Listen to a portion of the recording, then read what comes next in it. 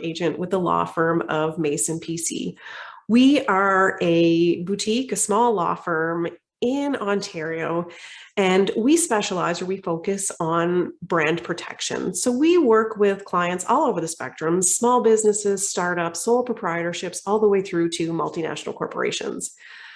One of the things that we do for our business clients is the enforcement of trademark rights. So when we have a client who encounters somebody who is using a confusingly similar name, logo, tagline, or any other trademark, we will act on their behalf to make it stop. And typically the steps that we take to do this are we start out with a cease and desist letter.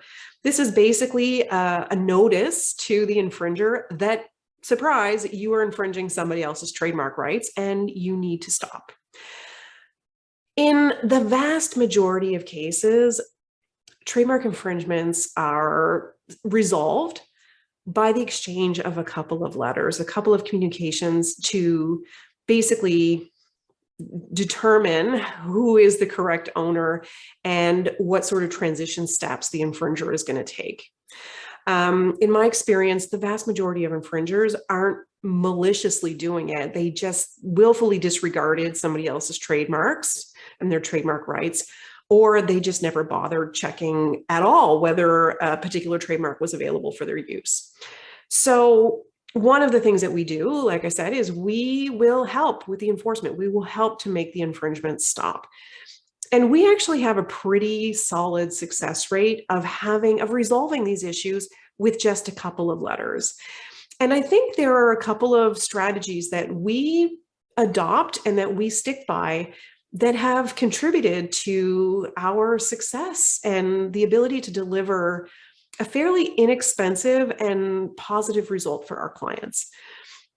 And so I want to share with you what I think those strategies really are and why they have worked for us.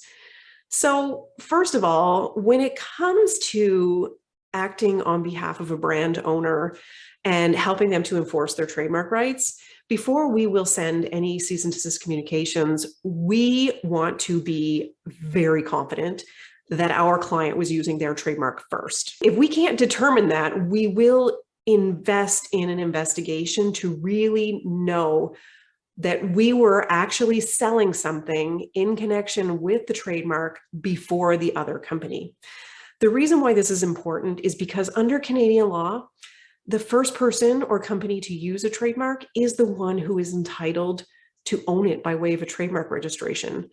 We really are a first to use jurisdiction. And so if you are the first user of a trademark and use is defined as a commercial use, you're selling something in connection with a trademark, then you are the correct owner in Canada.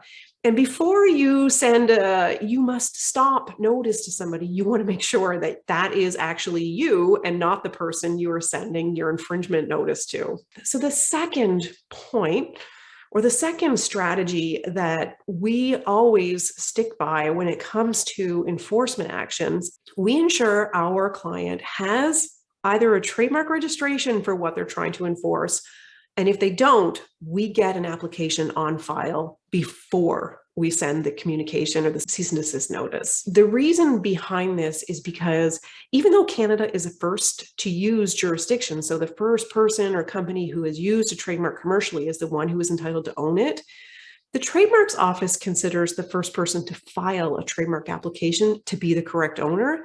And the only way you can convince them otherwise is to oppose that trademark application.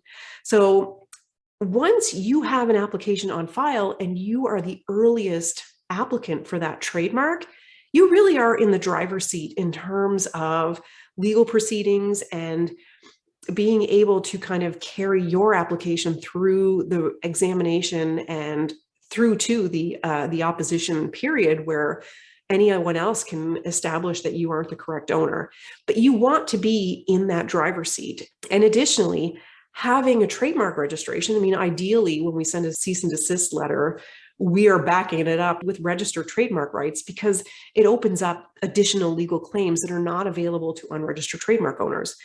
But worst case scenario, if you don't have a trademark registration and you don't have an application on file, we will first file one before we initiate the enforcement proceedings to ensure that you are in the driver's seat when it comes to legal proceedings. So the next strategy, which I think really promotes success in terms of getting an infringer to stop, is don't delay. As soon as you notice it happening, you have to take action. If you delay, if you wait until you have more money, that time is probably never going to exist, because I can guarantee you, you'll never want to spend money in order to enforce your trademark rights. It's like fixing your roof or your foundation on your house. It doesn't do anything in terms of making your house look better. It just shores it up in terms of the structure and integrity. It's the same with enforcement actions. You're not going to feel good about doing it. You're not going to want to spend the money, but it's something that you have to invest in order to protect the integrity of your brand. You cannot let infringers continue to infringe your rights, because ultimately what's going to happen is that the public is going to be confused. They're no longer going to associate that trademark with you. And so your brand is going to be worth less. It is the reality of how it works in the marketplace. If there are confusing competing brands out there, customers don't know who to point to and who to really rely on as the provider of products and services. So you really can't delay. And as a practical matter, as I had mentioned, like the vast majority of cases of infringements are not people who maliciously adopted a confusing trademark in the attempt to confuse your customers. It's people who didn't do any proper searching and they didn't realize there was somebody else out there already using a particular name, logo, or tagline, or they saw it and they didn't think it was going to affect them, when in reality it does.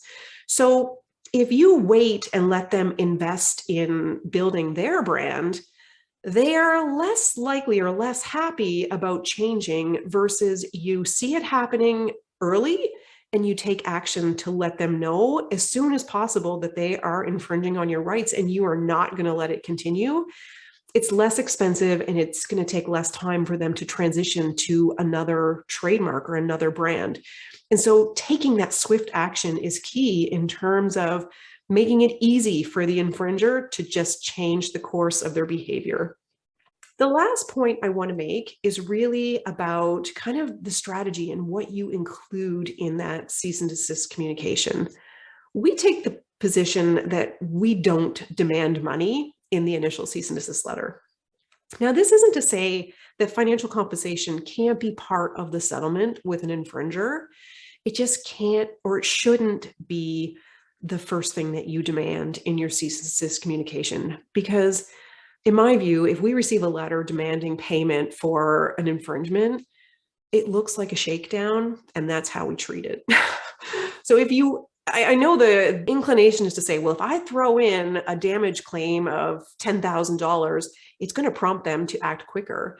And I don't think that's actually true. I think that you are weakening your confusion argument if you are demanding money for an infringement.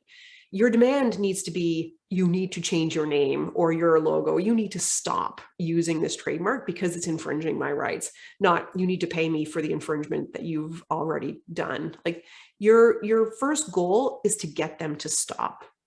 How you go about doing that really depends. Like, you want to set it out on good footing. You want to come out with a strong claim of infringement and a demand that they stop. And then you negotiate the particulars of, well, you've caused this amount of damage. You also need to compensate me for that. If you need some time to transition to a new brand, you're going to compensate me for that. Maybe you're going to end up with a license agreement in place where they're going to pay you an ongoing amount to continue to use their brand. There are a whole other slew of considerations that you want to go into when it comes to the actual technicalities of your settlement with an infringer. But like I said, if you want to come out on a strong footing and resolve it quickly, your goal needs to be to get them to stop, and that needs to be clearly articulated in your cease and desist letter.